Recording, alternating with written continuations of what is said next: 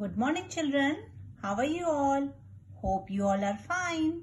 Today your ma'am is going to tell you a new letter. Let's start.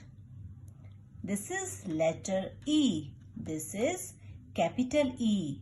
And this is small e. Capital E, small e.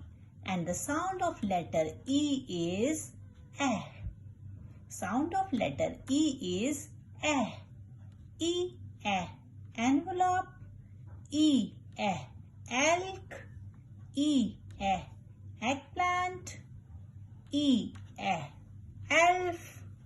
E, elevator. E, Eskimo. Let's revise. This is letter E. This one is capital E and this is small e, and the sound of letter E is eh. Thank you.